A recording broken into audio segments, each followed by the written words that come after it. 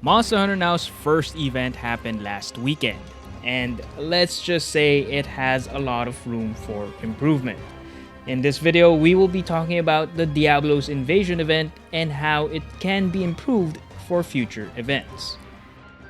Day 1 of the event started out rough, with only a few Diablos spawning in desert habitats. Niantic claimed that Diablos would be spawning more frequently, so I kind of expected that majority of the large monster spawns would be Diablos, like how Pokemon Go does community day events. Majority of the Pokemon spawning in the area is the event Pokemon. But during day 1 of the Diablos invasion event, there wasn't a lot of Diablo spawns. In some areas, more monsters other than Diablos would be spawning. It wasn't much of an invasion, rather just a few Diablos coming for a visit. A little more than your average Diablo spawn rate during a regular day. Day 2 though was a lot better. There were more Diablo spawns in desert habitats, but they were still spread out far from each other. I do have a few suggestions on how Niantic could improve these invasion events. For one, it would have been better if all the large monster spawns during the event be Diablos. And it would have been so much better if they were spawning in clusters. So if we would stop to hunt in one spot, we could hunt at least 2 to 3 Diablos at a time and move on to the next cluster once finished. In my experience, I had to walk a lot just to hunt one Diablos. And during a hot afternoon, it wasn't a lot of fun. The other problem we faced during the event was that Diablos only spawns in desert habitats. So if there wasn't any desert habitat nearby, then you wouldn't see any Diablos. Basically, you won't be able to play the event. My experience was so bad since during the day of the event, I went out to a park. There should be a lot of monster spawns in public areas like parks, but the problem was, the park was not a desert habitat during the time. So no Diablos would be spawning in that area, and I just wasted time and energy going out there. So to be able to play the event, I had to move to a different location. So I moved to a shopping mall, which was a famous grinding spot for Pokemon Go. But I faced the same problem. The shopping mall during the time was not a desert habitat, and the Diablos were spawning just outside of the mall area, and that was very frustrating. Niantic could address this problem by having all the habitats during the 3 hours of the event be habitats where the monster can actually spawn. So players wouldn't have to waste time and energy going to a park just to find out that the monster won't even be spawning there. The Diablos event only lasted for 3 hours, which is such a short amount of time given that you need to walk far distances to hunt a lot of Diablos.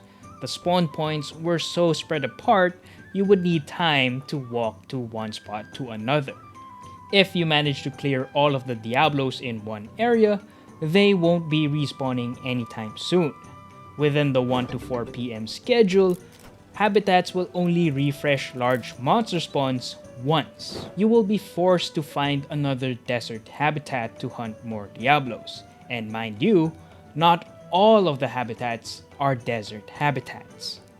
Personally, I believe that Monster Hunter Now events should be longer than 3 hours, or have habitats refresh at least twice during the event. But the biggest problem of the event was not the habitats, nor was it the spawn rates. The biggest problem of the event was the timing. The launch of this Diablos event was just too early.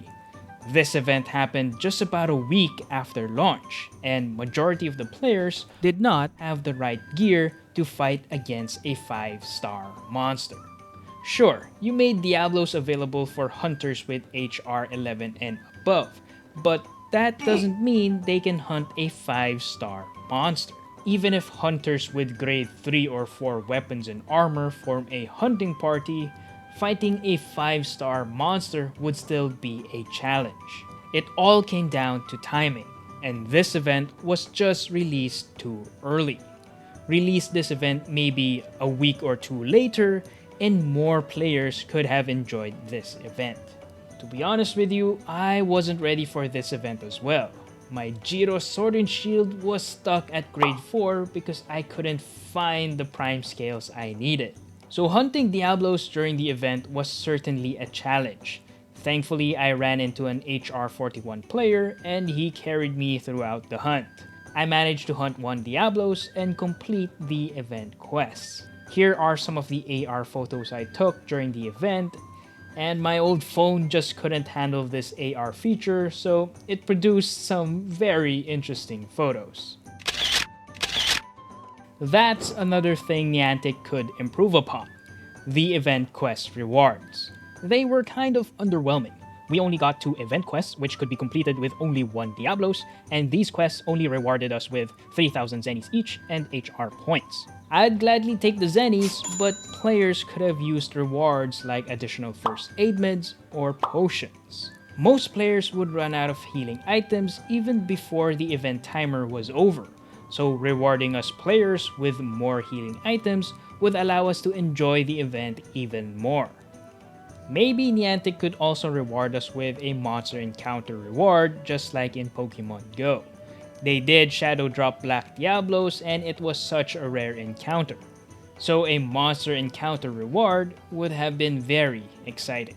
I completed the available event quests fairly quickly and it left me wishing for a third, more challenging event quest that could have rewarded us players with something more special. The event ended with a lot of players not getting enough parts to craft any of the Diablos weapons or armor, which was very unfortunate to hear. So what would make these invasion events even more special is if Niantic would feature increased drop rates for monster materials. If Niantic features increased drop rates, any player wouldn't want to miss out on these events. What made Pokemon Go Community Day events so special was that you can catch a lot of the rare event Pokemon, a Pokemon you wouldn't see a lot of during a regular day.